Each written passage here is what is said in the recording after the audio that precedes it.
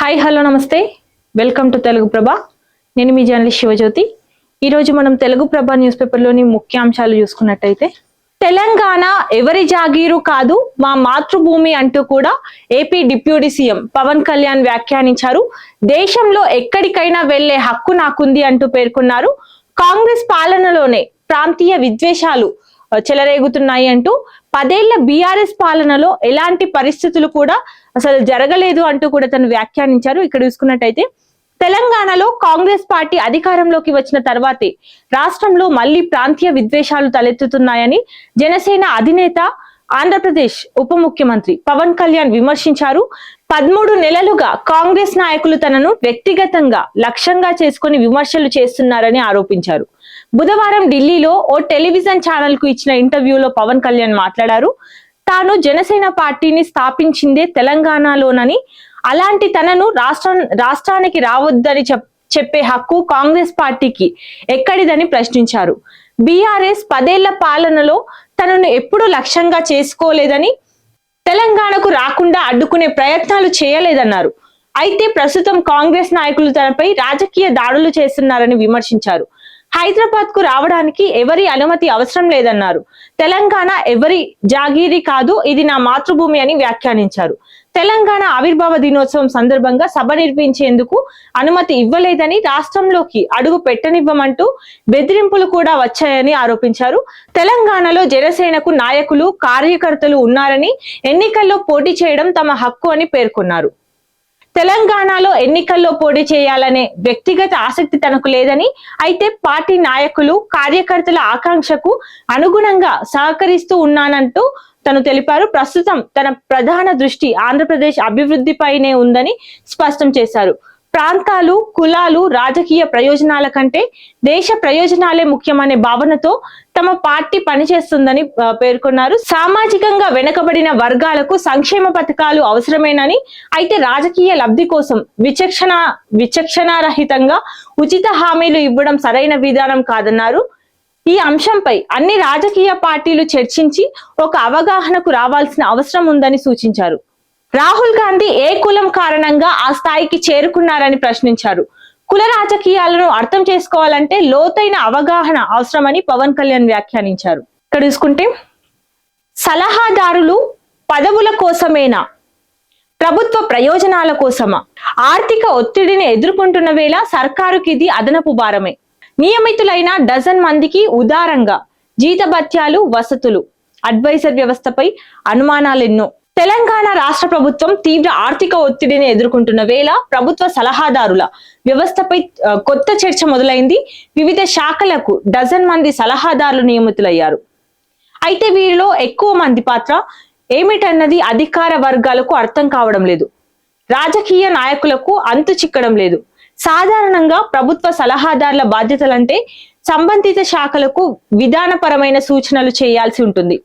ప్రభుత్వ కార్యక్రమాలు అమలును పర్యవేక్షించాల్సి ఉంటుంది. సీఎంకు అవసరమైన సలహాలు ఇవ్వాల్సి ఉంటుంది.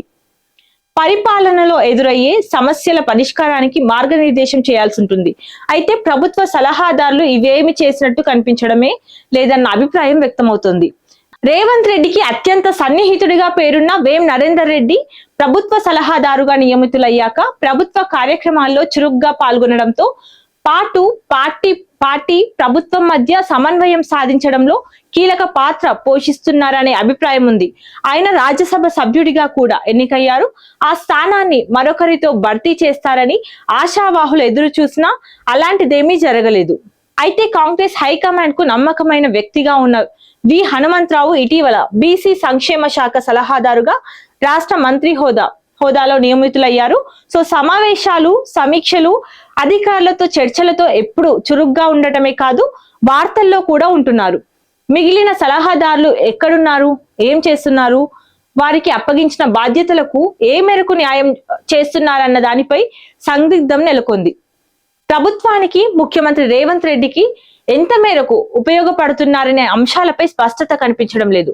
అదే ఇప్పుడు అధికార పార్టీ వర్గాల్లో చర్చలకు దారితీస్తున్నది. ఇక్కడ చూసుకుంటే, ప్రపంచానికి దిక్సూచిగా ఫ్యూచర్ సిటీ అంటూ కూడా సీఎం రేవంత్ రెడ్డి వ్యాఖ్యానించారు. రద్దు చేస్తామంటే ప్రతిపక్ష హోదా కూడా దక్కదు అంటూ కూడా తను వ్యాఖ్యానించారు.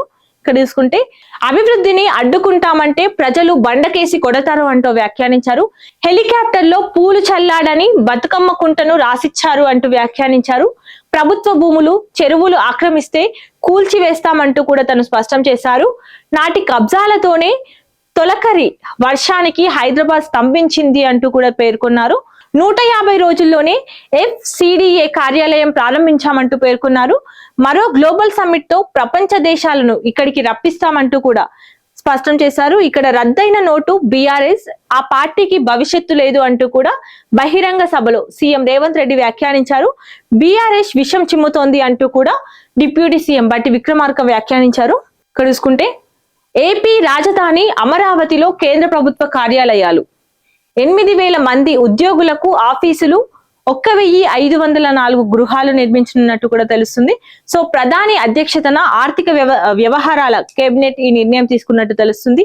ఫీజ్ రియంబర్స్మెంట్ 70% అటెండెన్స్ ఉంటేనే ఈ ఫీజ్ రియంబర్స్మెంట్ వర్తిస్తుంది అంటూ కూడా ఇక్కడ తెలుస్తుంది. సో 2.50 లక్షల లోపు ఆదాయం ఉన్నవారే ఈ ఫీజ్ రియంబర్స్మెంట్ కి అర్హులు అంటూ ఇక్కడ నేరుగా విద్యార్థుల ఖాతాల్లోనే ఈ డబ్బులు జమ కానున్నట్టు కూడా స్పష్టం చేశారు. వారం రోజుల్లో కాలేజీకి చెల్లించకపోతే అవి ఏవైతే డబ్బులు జమ అయ్యాయో అవి రికవరీ అయ్యే ఛాన్సెస్ ఉన్నట్టు కూడా తెలుస్తుంది.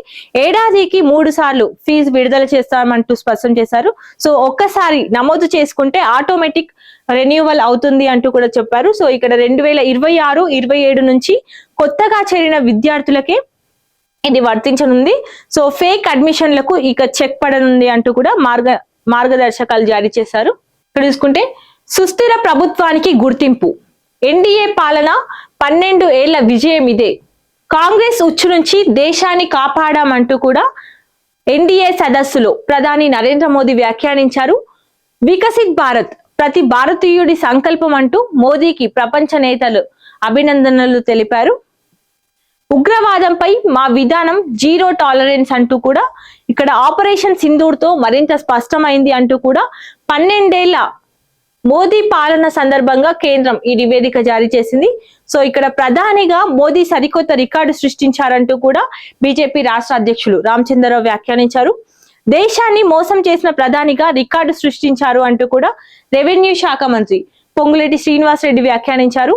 ఇక్కడ చూసుకుంటే 2027 వేసవికి మేడిగడ్డ పునరుద్ధరణ పూర్తి కావాలి అంటూ కూడా ఇక్కడ మేడిగడ్డ బ్యారేజ్ సందర్శనలో మంత్రి ఉత్తమ్ కుమార్ రెడ్డి వ్యాఖ్యానించారు. ఉత్తర తెలంగాణ ప్రాజెక్టులకు అధిక ప్రాధాన్యం ఉంది అంటూ 3 బ్యారేజీలను తిరిగి వినియోగంలోకి తెస్తామంటూ తెలిపారు.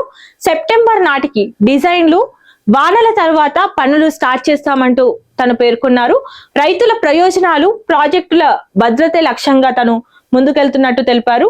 ఇక్కడ చూసుకుంటే BRS పాలకుల తప్పిదాలతోనే బ్యారేజీలకు డ్యామేజ్ అంటూ కూడా మంత్రి ఉత్తమ్ కుమార్ రెడ్డి వ్యాఖ్యానించారు. భారతీ రాజా కన్నుమూత, దర్శక దిగ్గజానికి సినీ ప్రముఖుల నివాళి, రజనీకాంత్, కమల్ హాసన్, ఇళయరాజా, AR రెహమాన్ సంతాపం తెలిపారు. సో తమిళనాడు సీఎం విజయ్ పుష్పాంజలి ఘటించారు. భారత్ రత్న ఇవ్వాలంటూ నటుడు నజార్ పేర్కొన్నారు. సో ఇక్కడ చిత్ర పరిశ్రమ గొప్ప కథకుడిని కోల్పోయింది అంటూ కూడా చిరంజీవి వ్యాఖ్యానించారు.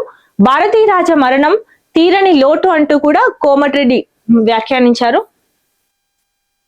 ఇక్కడ చూసుకుంటే ఘనాలో ఫార్మా హబ్ కు సహకారం అంటూ కూడా IT మంత్రి శ్రీధర్ బాబు పేర్కొన్నారు.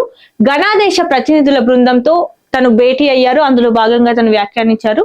ఇక్కడ రన్నింగ్ కామెంటరీ చూసుకున్నట్టయితే నెహ్రూతో సమానం మోదీ పాలన కాలం, అధిగమించడానికి ఉంది మరో 3 ఏళ్ల వాలం, కాలం ఒక్కటే కాదు అభివృద్ధికి కొలమానం, 2 పూటల తిండి దొరకడమే ప్రయాణం. సో ఇదండి ఈరోజు తెలుగు ప్రభ న్యూస్ పేపర్ లోని ముఖ్యాంశాలు. మరిన్ని అప్డేట్స్ కోసం చూస్తూనే ఉండండి తెలుగు ప్రభ.